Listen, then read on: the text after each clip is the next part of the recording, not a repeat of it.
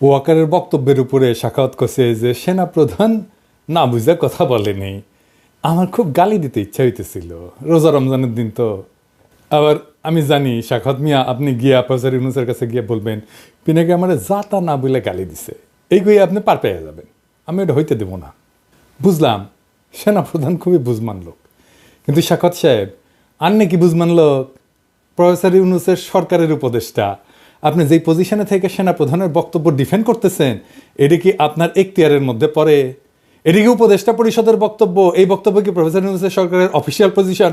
Professor ইউনূসের কি official position? আমরা এটা পরে দেখবো, উনি নিজের মুখে বলছেন। তো আপনি যেটা বলছেন নাকি সেটা কি সরকার আপনার এই কথা বলার দায়িত্ব দিছে? কোনোটাই না। আপনি যে এই কথা কইতে পারেন না উপদেষ্টার শপথ নিয়া, এই আক্কেলটাও আপনার নাই। কিছু মানুষ না বুড়া হয় কিন্তু বড় হয় না। আপনি বুড়া হয়েছেন, বাল পেকে তালতলায় গেছে, কিন্তু বড় হার নাই। অনুরাগ বা বিরাগের বশবর্তী হইয়া কাজ করবেন নাই, শপথ নিয়ে উপদেষ্টা হয়েছেন। আপনার তো অনুরাগ আছে ওয়াকারের ব্যাপারে। ওয়াকার যখন ক্যাপ্টেন সেই ক্যাপ্টেন ওয়াকার 1991 থেকে 92 সালে বান্দরবনে 69 পদাতিক ডিভিশনের স্টাফ ক্যাপ্টেন ছিল। তখন আপনি ব্রিগেডিয়ার সাখাওয়াত ব্রিগেড কমান্ডার ছিলেন। উপদেষ্টা হিসেবে সাখাওয়াতের নাম আসছে কেঙ্কে করে জানেন? ওয়াকারের কাছ থেকে। ছাত্ররা সাখাওয়াতের নাম প্রস্তাব করে নাই। ওয়াকার বন্দনা সে হুদাই করে নাই। ওই এক খই দুই কামড়ে খায়, ধান্দা ছাড়া ওই এক পাও ফেলে না। এবার বুঝেছেন তো কাঠটিকি কুতিবান্দা। আশা করি প্রফেসর ইউনূস উনারে ডাইকা ব্যাখ্যা চাইবেন যে কেন সেই কাম করিছে, কেন সে কথা বলিছে। আপনার উপরে ছেড়ে দিলাম গালি না দিয়া। আপনি যদি কিছু না কন তাহলে গালিটা পরে সুদে আসলে বাকি সহ পূরণ করে দেবে ঈদের পরে। হ্যাঁ, কবে মরে টরে যায় ঠিক নেই তো, দুনিয়ায় কোনো ঋণ রাখা ঠিক না।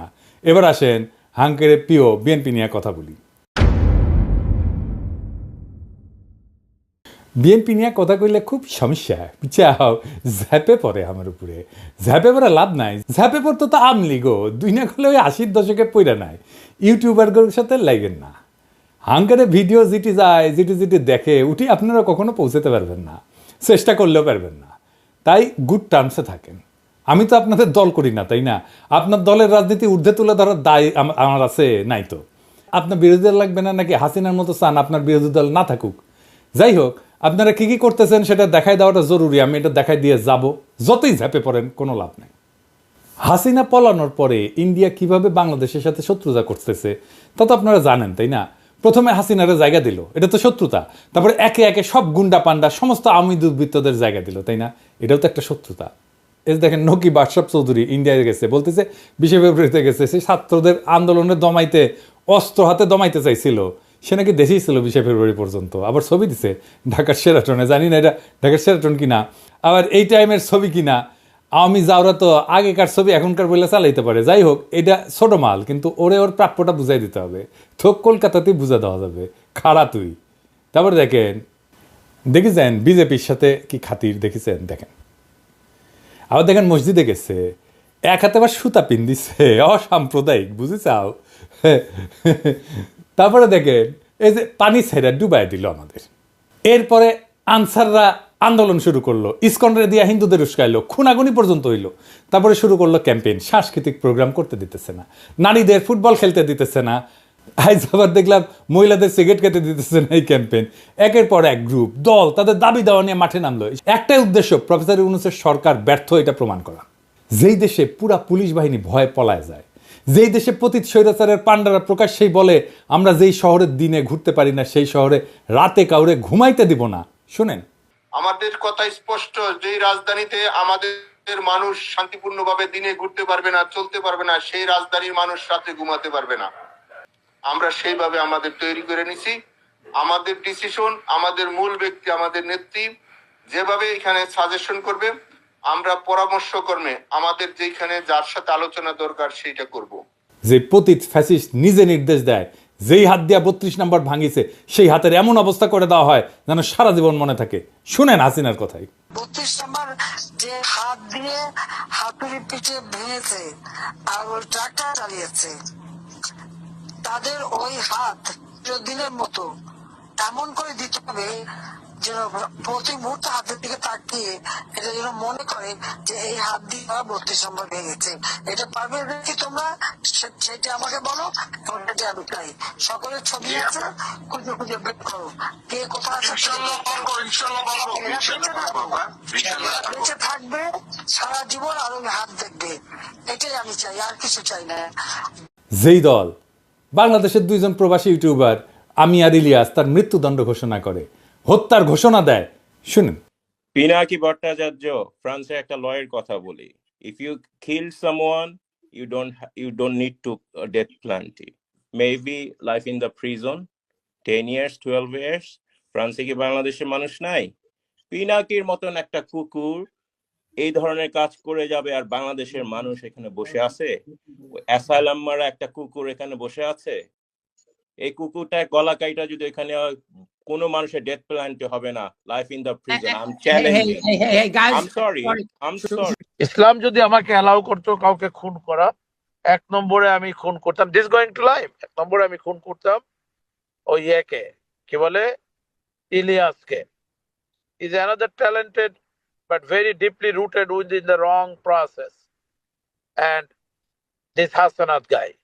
যেই দল পেশাদার ডাকাত ভাড়া করে ঢাকায় ডাকাতি করে যেন নগরবাসীর মনে আতঙ্ক ছড়ায়, তাইলে এটা কিরকম অবস্থার মধ্যে আছে সরকার সেটা চিন্তা করেন। সারা দেশে আতঙ্ক তৈরি করা হইল, অপরাধ বাড়তেছে, বাংলাদেশ নিরাপদ না। প্রফেসর ইউনূস বলছে যে অপরাধ বাড়ে নাই, কথাটা সর্বাংশে সত্য না স্যার। ছিনতাই আর ডাকাতি দস্যুতা করলে বেচছে, আর সাধারণ মানুষ নিরাপত্তাহীন বোধ করতেছে। আর এটাই চাইতেছে আওয়ামী লীগ, এটাই চাইতেছে ইন্ডিয়া।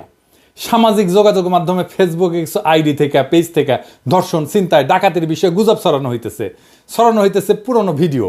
ফলে মানুষের মধ্যে আতঙ্ক তৈরি হইতেছে। কোনো সূত্র ছাড়া অপরাধের মন গড়া কিছু পরিসংখ্যান সামাজিক যোগাযোগ মাধ্যমে তুলে ধরা হইতেছে। যেমন ধরেন 65 ঘন্টায় 72 ধর্ষণের ঘটনা ঘটছে, জনকণ্ঠে প্রকাশ করেছিল, ভাইরাল হয়েছিল সেই নিউজ। সেই দিনই ঢাকা শহরে কয়েকটা ঘটনা ঘটলো একের পর এক। এই জনকণ্ঠের চিফ অপারেটিং অফিসারকে জানেন? হ্যাঁ, মেজর হাফিজ, হাসিনার 1 নম্বর লেসপেন্সার। ছবি দেখেছেন? দেখেন, ডিজিএফআই ছিল, মিডিয়ার ত্রাস ছিল, দেখেছেন? এরে সহকর্মী ভাবতে ক্যাঙ্কা লাগিচ্ছে মিডিয়ার লোকজন, উঠে যায় বসিছে। এবার বুঝেছেন তো জনকণ্ঠ কেনই নিউজ করে। আবার দেখবেন যে আমি কিছু কইলে জনকণ্ঠ ছেপে দেয়, সেটা ফটো কার্ড বানায়, বুঝেছাও? ওই আমারটা দেখে পাবলিক টানে, তারপর এইগুলা খিলায়, বুঝেছাও? আর কি পুরা ইন্ডিয়ান স্ট্যাবলিশমেন্ট মাঠে নামিছে। বিপ্লবী ছাত্র জনতাকে মব কইয়া তার দানবায়ন করা হইতেছে। বিপ্লবী জনগণ তো ঘরে ফিরে যায় নাই। আগে দেখেন এই যে বিবিসি কইতেছে মব প্রফেসর ইউনূসকে জিজ্ঞেস করে, দেখেন 32 নাম্বার নিয়ে প্রশ্ন করে, ওই কেন্দ্রে শেষ। বিবিসির কি রোল আমরা জানি না, পুরা হাসিনা আমলে হাসিনা লেসপেন্সারি করেছে। শুনেন, আরেকটা বিষয় নিয়ে অনেক আলোচনা হয়েছে, সেটা হচ্ছে যেটাকে মব বা দলবদ্ধ বিশৃঙ্খলা বলা হচ্ছে। এবং সম্প্রতি দেখা গেছে যে এই বিষয়টা, যেমন গণপিটুনির একটা বিষয় দেখা গেছে। কিছুদিন আগের কথা যদি বলি, বেশ কিছু ধানমন্ডি 32 সহ বেশ সারা দেশে অনেক ভবনে ভাঙচুর হয়েছে। তো বিপ্লবী জনতাকে কেন মব বলা হইতেছে এটা একটু আমাদের বুঝে দেখা দরকার। আপনাদের মনে আছে আমি বলছিলাম যে জুলাই আগস্ট বিপ্লবকে একটা সত্যিকারের বিপ্লব হইয়া উঠতে হবে, এবং সত্যিকারের বিপ্লব হয়ে ওঠার পরে বিপ্লব বিজয়ের পরে কিছু কাজ আছে, সেই কাজটা করলে এটা বিপ্লব হয়ে উঠবে। সেই কাজটা কি? রাষ্ট্রকে পুনর্গঠন করতে হবে। তো বাংলাদেশের এক শ্রেণীর মানুষ রাজনৈতিক দল, আমি আর নাম কইলাম না, এটারে বিপ্লব বলতে চায় না। এই বিপ্লব বলতে না চাওয়াটা একটা ভয়ঙ্কর পরিকল্পনার অংশ। এটা খুব সাধারণ বিষয় না। আমি একটু খুইলা বলি, শুনেন, তাহলে বুঝবেন কি ভয়ঙ্কর পরিকল্পনা এই রাজনৈতিক দল আর এই তথাকথিত বুদ্ধিজীবীরা করেছে। মুজিবের উৎখাত কি বিপ্লব ছিল? হ্যাঁ, অবশ্যই বিপ্লব ছিল। একটা স্বৈরাচারী ব্যবস্থাকে সশস্ত্রভাবে উৎখাত করা হয়েছিল, রাষ্ট্রের চরিত্র বদলায় দেওয়া হয়েছিল। বাকশাল থেকে একদলীয় শাসন থেকে বহুদলীয় শাসনে প্রত্যাবর্তন করছিল বাংলাদেশ, ফ্যাসিবাদের কবল থেকে মুক্ত পেয়েছিল। কিন্তু ইতিহাস কি 1975 15 আগস্টকে বিপ্লব বলে অভিহিত করে? না। এই জন্যেই আগস্ট বিপ্লবের নেতাদের ফাঁসি দেওয়া গেছে, কারণ এটাকে বিপ্লব বলে স্বীকৃতি দেওয়া হয় নাই। আওয়ামী লীগ ন্যারেটিভ তৈরি করছে না জেল হত্যার, ক্যান্ডা বুক ভাষায় না। হ্যাঁ, আসেন এই প্রসঙ্গে আরেকটা বিষয় দেখি। ফরাসি বিপ্লবের কাল ছিল 1789 থেকে 1799 সাল পর্যন্ত, 10 বছরের একটা সময়কাল। প্রথমে বিপ্লবটা হয় কি, বাস্তিল দুর্গ দখল করে প্যারিসেই এবং অস্ত্র সংগ্রহ করে। আমরা জুলাই এই ধরনের কাজ করেছিলাম। এবং 1792 সালে একটা ঘটনা ঘটে, এটাকে বলা হয় সেপ্টেম্বর ম্যাসাকার। বিপ্লবী জনতা প্যারিসের কারাগারগুলোতে ঢুকে বন্দীদের গণহারে হত্যা করে, বিশেষ করে রাজতন্ত্রের প্রতি যারা আনুগত্যশীল তাদেরকে, অভিজাত ব্যক্তিদেরকে, যারা বিপ্লবের বিরুদ্ধে। এখানে জনতায় বিচারক এবং শাস্তিদাতা হয়ে উঠছিল। ধারণা করা হয় 1200 থেকে 1400 বন্দীকে হত্যা করা হয়, যাদের বেশিরভাগই ছিল রাজতন্ত্রের সমর্থক। এই যে ম্যাসাকার যখন হচ্ছিল তখন একটা সরকার কিন্তু ছিল, তারা এটা থামায় নাই, বিচারও করে নাই। কেন করে নাই? কারণ বিপ্লবী সরকার এটাকে বলতো জনগণের প্রতিরক্ষা প্রতিক্রিয়া। জেল হত্যার সাথে মিল আছে না? ফরাসি বিপ্লবের সেপ্টেম্বর ম্যাসাকারের বিচার হয় না, কারণ সেটা ছিল পার্ট অফ রেভলিউশন, বিপ্লবের একটা অংশ। আর 1975-এর জেল হত্যার বিচার হয়, 15 আগস্টের বিচার হয়, ফাঁসি হয়, কারণ এটা বিপ্লব বলে স্বীকৃতি পায় নাই। পশ্চিম যদি এসে বলে তোমরা জেলখানার মধ্যে ঢুইকা রাজনৈতিক নেতাদের মারিছো, কি খারাপ কাজ করিছো, তো ওদের কেন আমরা বলতে পারি না তোমরা ফরাসি বিপ্লবের সময় জেলে ঢুকে কি করছিলা? ওইটা ঠিক, আমারটা বেঠিক, কারণ তুমি বড় কর্তা, তোমার পাদে গন্ধ, তাই না? আজ যারা জুলাই আগস্ট বিপ্লবকে বিপ্লব বলে স্বীকার করতে চায় না, এটারে বিপ্লব বলে উপহাস করে, তারা আমাদের সন্তানদের, ছাত্রদের ভবিষ্যতে ফাঁসি দেওয়ার বন্দোবস্ত করতেছে। এটাই ইন্ডিয়ান প্ল্যান। যারা জুলাই আগস্টকে বিপ্লব বলতে চায় না, যারা আমাদের বিপ্লবী ছাত্র জনতাকে মব বলে, তারা ইন্ডিয়ান লেসপেন্সার। এদেরকে আমরা ছাড়বো না। আপনারা আমাদের মৃত্যুর পরোয়ানা লিখবেন আর আমরা আপনাদের ছাইরা দেব ভাবছেন? কখনো না। যারা আমাদের নৈরাজ্যবাদী বলতেছেন দেশকে অশান্ত করে রাখছি, তাদের বলতেছি বিপ্লবকে সমাপ্ত করতে হবে, রাষ্ট্রকে পুনর্গঠন করতে হবে, ফ্যাসিবাদের প্রত্যাবর্তনের সম্ভাবনা বন্ধ করতে হবে, সকল গুম খুন নির্যাতন অত্যাচারের বিচার হতে হবে। ওয়াকার সাহেব, আপনি নিজে বলছিলেন না 5ই আগস্টে সব অবিচারের বিচার হবে, আপনি নিজে দায়িত্ব নিয়েছিলেন না? শুনেন, আমি আপনাদের কথা দিচ্ছি, সমস্ত হত্যা, সমস্ত অন্যায়ের বিচার আমরা করব। প্রতিটা হত্যার বিচার করা হবে, প্রতিটা অন্যায়ের বিচার হবে। আর আজ আপনি প্রফেসর ইউনূসকে আয়নাঘরে ভিজিট করতে দেন না। বিডিআরের বিচারে বলেন ফুল স্টপ, আর বলেন বিচার করতে গিয়ে ইনস্টিটিউটের যেন ক্ষতি না হয়। এক মুখে দুই কথা কেন জাতি জানতে চায়?